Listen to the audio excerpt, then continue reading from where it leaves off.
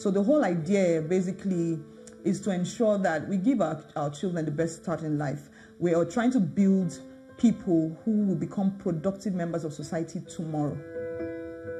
Amidst many mentors, Megor cites her mother as one who shaped her understanding of life purpose and service. She was a very giving person.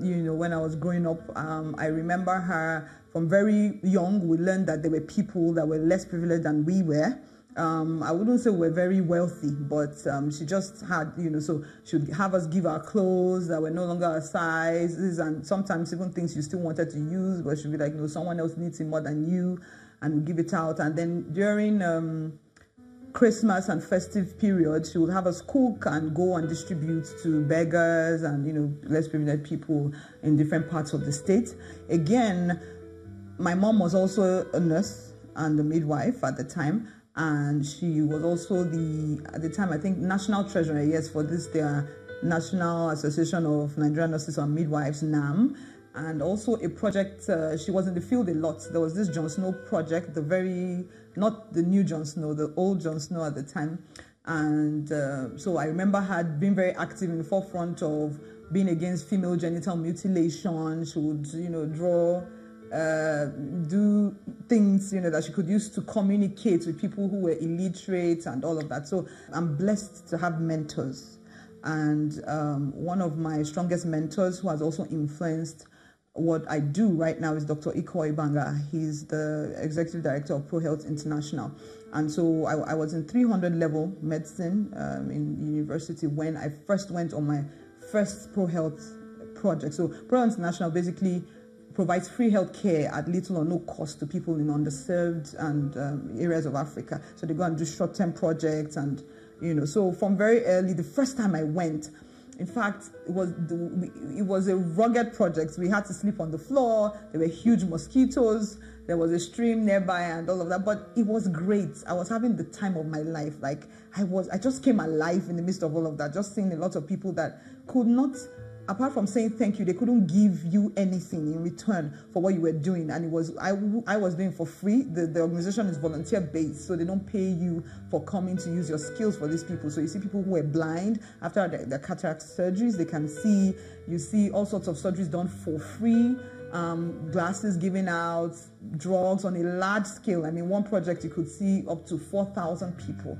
It was amazing and life-changing. So I think at that time, that's when I knew that I wasn't going to do clinical medicine, where I was just going to be in the hospital. I knew that I wanted to be in the communities with the people in their normal habitat, because there again, you get to avoid a lot of things that you see in the teaching hospital. When I was working in the teaching hospital, I knew there were a lot of times patients come and it could have been avoided if only the person had the right information, right access just a few years ago. And that made me know that, okay, this was what I would like to spend the rest of my life doing. Megor's young family inspires her to shape the world for the better, while shaping them to make it better in sustainable fashion.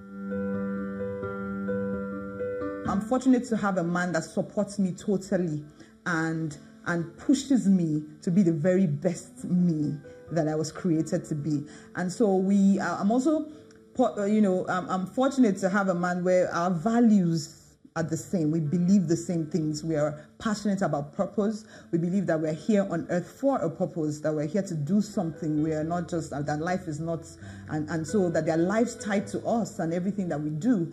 And so I think, and we're also raising our children in the same way. I think about the kind of world that I would like to leave for my children.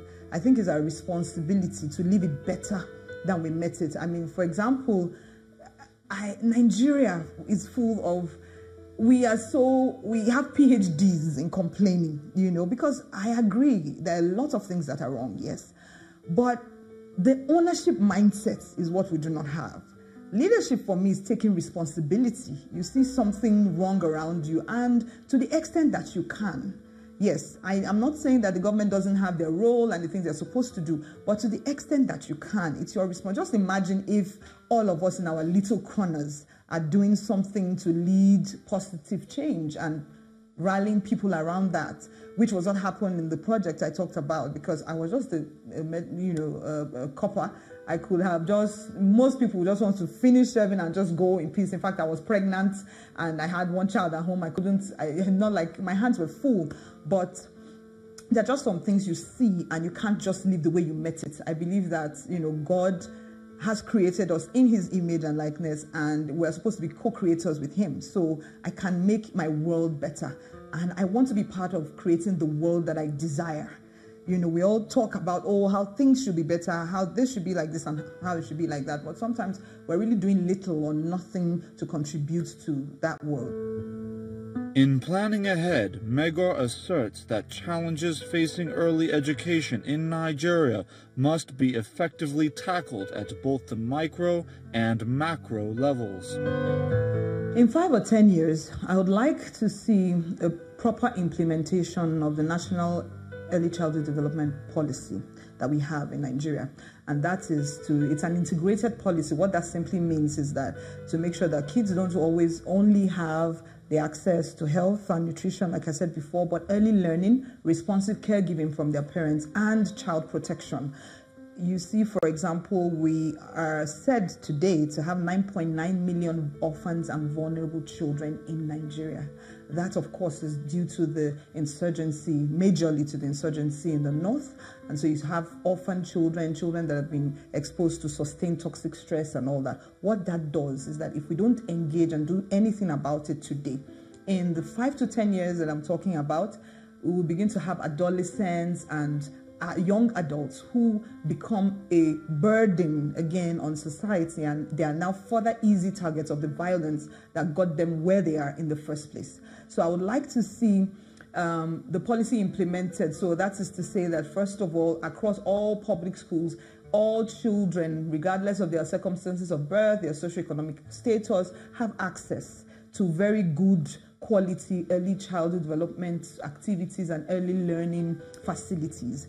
I would like to see that parents, mothers, for example, have better policies that support their going on leave when they're pregnant, that actually supports their being able to do exclusive breastfeeding, their being able to be there for their children and not leave them in the hands of some people that may expose them to sort of, violence and stuff like that. I would like to see the future of our children really being in the center of the policies and and what we are doing as a country, because really the children are our future as a nation. If we're planning, for example, to be the most desirable place in the world to live in by, let's say, in 20 years, in 50 years' time, we know that it's these children that are going to engage the future that we may not see.